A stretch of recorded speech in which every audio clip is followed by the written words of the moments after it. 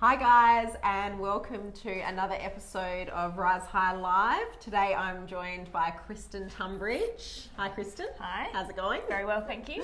And today we're talking about a topic that's really close and dear to our hearts. We're talking about ethical banking, or more specifically, how we can make choices to also serve the purpose of helping the environment. Absolutely. So I know I'm really glad that Kristin's here because it's a topic that she is super passionate about.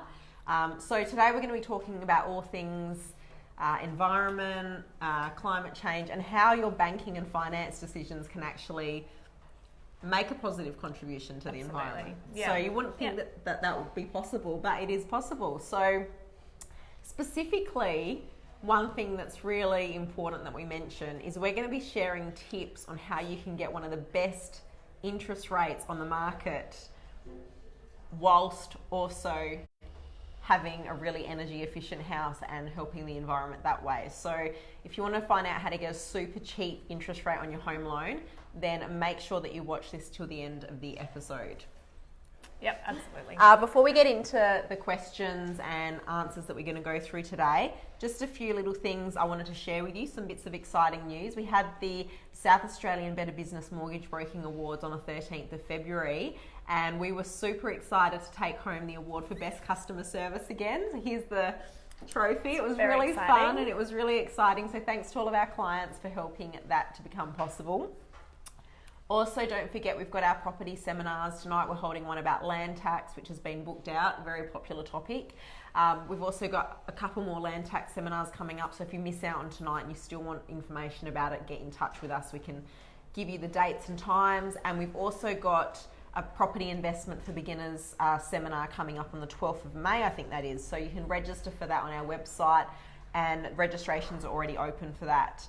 Remembering that we also do these Facebook Live sessions once a month. But we also have a lot of more content that we put up on our YouTube channel, Rise High TV. So definitely subscribe to our YouTube channel if you're interested in anything about finance, money, property. So getting back to the topic, and of course we welcome questions as we go. So please, questions or comments, put them in the comment section below, and we will address them as we go through.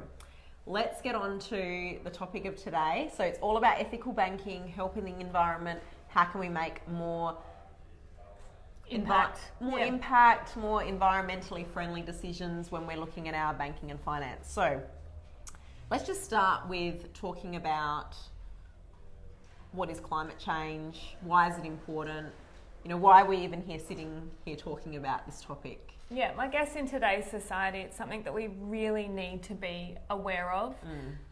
We are leaving planet Earth for future generations, and if we don't start making changes ourselves, even though sometimes it feels like the small changes you make doesn't make a difference, it absolutely does, and it's really important. And you'll see after today's discussion that there are so many different facets of your life where you can make a difference, and leaving a more sustainable earth for future generations. Yeah, and one of the things that I love about Kristin is that she is not only really passionate about this topic, but she actually lives and breathes it, and you practice what you preach. Absolutely. In terms of making decisions in your own life that will actually have a positive impact. So you've made a few pledges this year personally. Yeah, and they do seem somewhat trivial. Every little bit counts, but it really, it really does make a difference. So I'm a coffee lover, so I made a firm promise to myself that unless I had my keep cup with me, I would not buy a single takeaway coffee this year, which is rather hard when you're a mum with a business on the run and you just need that caffeine hit, and if I don't have my coffee cup, well, too bad. So that's one of the big... It's probably saved you a bit of money as well. Definitely has, yes. Or making them at home. That's a bonus. Yeah. I'm definitely making some changes around the house with my husband in relation to our waste. So in our house, we've got 5 different rubbish bins at the moment, from your composting to your soft plastics to your recyclables. So in South Australia, we can get refunds on our cans and bottles, and then all of our other normal recyclables. And watch out, because I'm going to make these changes in the office in coming weeks, I've decided. So get the whole Rise High team on board. We should get prepared. Absolutely. And I guess some of the other bigger things that we're looking to doing is in the coming months or 12 months, looking at putting a battery storage facility on our house. So we've already got a really good solar system, so being completely off-grid, and then ultimately a really good financial decision for the long term for us is once we do have that battery, is looking at getting an electric or a hybrid car so we don't have any emissions through our transport, but also saving a lot of money in petrol. And that's the thing, like you said, some of these things are really small things, but if lots of people do them, it does start to make an impact and a difference. Yeah. And certainly in the office, we're trying to look for ways that we can be more conscious of the environment, environmentally friendly, making it a paperless office. And it sounds like Kristin's going to be implementing her waste system in the office soon. So that's something that we can look forward to. But there are all these little things that we can do. So obviously we know that it's a big issue and it's something that we do have power and control over to a certain extent. So let's sort of explore that a bit further because that is where ethical banking comes into play. Before we go into that, just want to have a shout out to Emily, Craig, Deb, Luke and Susan. Thanks so much for tuning in, guys. We'd love to hear your thoughts or comments, questions as we go. Obviously, you're keen to explore this topic further, so yeah, please send us a note. So let's just talk about the phrase ethical banking because I'm not sure that really people understand what that means. Let's just explain what that means to start with and then go into some details about how we can access these choices. Yeah, so I guess the biggest thing is you feel like you're making all of these changes, but at the end of the day, if your money is held with a financial institution that doesn't follow your values, it kind of backfires on you a little bit. So that's where we like to explore ethical banking. Now, ethical banking is a really vague term. But really it encompasses financial institutions that really operate based on the values of social and environmental responsibility. So I guess that's kind of the key definition. The issue is that the word ethical is a really subjective term. So what may be ethical to you may not sit well with me and vice versa. So I guess our conversation today is just really general in nature. But we do encourage you personally, if this is something that interests you, to speak to us. But there's also some really good websites and resources out there that can help you, I guess, do the background research as well. So we'll put the link to those websites up on our Facebook page. And afterwards. Today we're mainly focused on banking in relation to bank accounts and home loans and investment loans. But of course, there's also ethical banking options or ethical finance options in terms of where you hold your superannuation, and being able to make choices that are going to actually lead to a positive outcome for the environment as well as a positive outcome for your pocket. So we won't go into a lot of detail about that today, but if you are interested in that, then put us a note below or just get in touch with us and we can share some more information.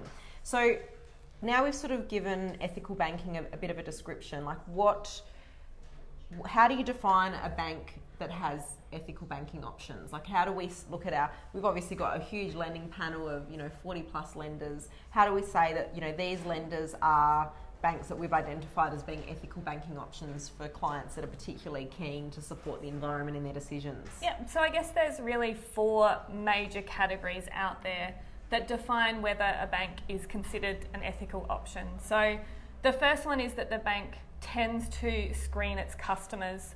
So whether that's negative screening, whereby they are screening against investing in companies that do harm to the planet or to people. Yeah. So an example of this is companies that invest in fossil fuels, deforestation, gambling, child labour, tobacco. There's a big range of them, but I guess it's the bank screening clients for clients they really don't want to deal with. And then the flip side of that is positive screening. So it's choosing to invest in and support and work with those businesses that do good for the planet and for the people. So I guess examples of that is renewable energy or affordable housing or not-for-profit businesses and things like that. So that's the first one, screening clients.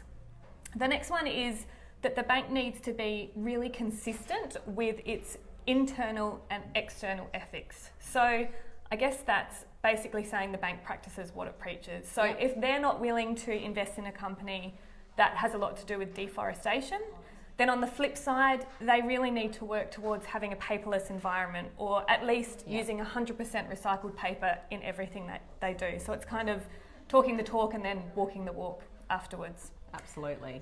Another one is that ethical banks strive to get really involved in the community. Yeah. So whether that is, supporting scholarships, or research grants, or community events even. So just getting really involved and on board with what's going on in the general community.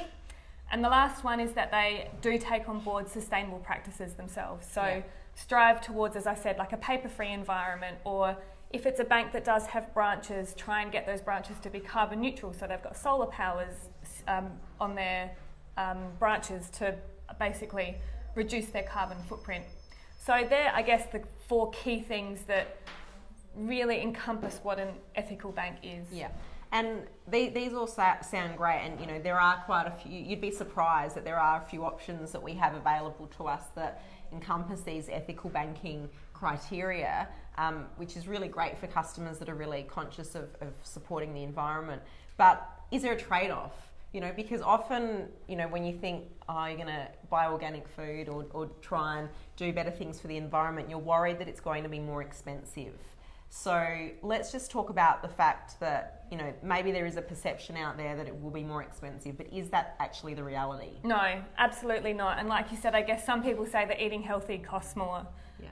Definitely not. In fact, we tend to find that the ethical banks that we do have on our panel of lenders tend to sit in the top 10 in terms of the most competitive interest rate, the lowest fees. Yeah. It's definitely a myth that if you choose something that goes with your values, ultimately it's going to end up costing more. So, and again, that's where you talk to us. We help you through the options and do a comparison for you and make sure that you're comfortable, but you'll be surprised at how competitive these banks actually are. So let's just get this right. You can choose a banking option that supports your values, that's going to do good things for the environment, and it's also going to save you money on your interest rate. Absolutely. So it is possible to have it all. It's a win-win.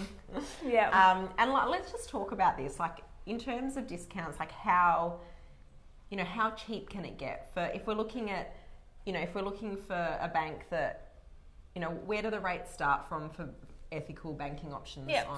There's quite a few new products on the market, and more are coming out daily, and even some of them are even backed by federal government schemes. So the government are helping these banks to provide extra discounts to their customers, particularly if their customers meet certain criteria. But I guess just to give a broad idea, we have rates starting as low as 2.44%. 2.44%. I just need to say that again because it's pretty low. 2.44%. So in order to access these rates, though, there are certain things that borrowers have to do, isn't there? So what are the sort of things that they have to do? Before you answer that question, I'll just give a shout out to Priya, Katie, Evie and Stacey. Thanks for joining us, guys. We'd love to hear your thoughts or questions on the topic as well. So please put them in the comment section below. So we just talked about the fact that if you do practice what you preach and really operate in a world of sustainability and climate, conscious of climate change, then you actually can attract a rate of 2.44 in your home loan. So let's just talk about what sort of client would attract that sort of rate and what they'd need to do to access a rate like that. Yeah, so it's fairly specific, and I guess if this is something you're really keen on, then having a chat to us is the best way forward. But just generally, the new products that are coming out, you can obtain these discounts by having a 7-star or higher energy rating on your property. Or working towards it. So whether or not that means you are making changes to an existing property. So a lot of new builds these days do have quite a high energy rating. Yeah. But I guess for people who have an existing home and they think, right, what can we do to not only help the environment but help get this better interest rate? There's definitely a wide range of things that you can do to be able to take advantage of that particular clean energy product. So basically it would be, just to summarise what you've said, it would be applicable to people that either have a house with a really good energy rating at the moment or are wanting to do things to work towards getting a better energy rating. Yeah.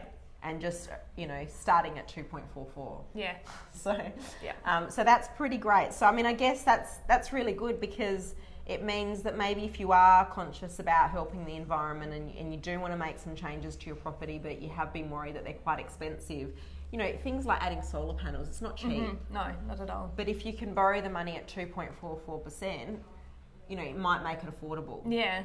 And then the returns you get in the long run from lower electricity costs as well. So over the long term, it probably won't end up costing you anything. So just to clarify as well, we did talk about the fact that your house doesn't have to have the 7-star rating to be able to access the discounts now, but you'd need to borrow the money to make the changes to get your house, is that right? To get your house up to that energy rating? Definitely an option, I guess, as long as you've got equity within your property. Yeah.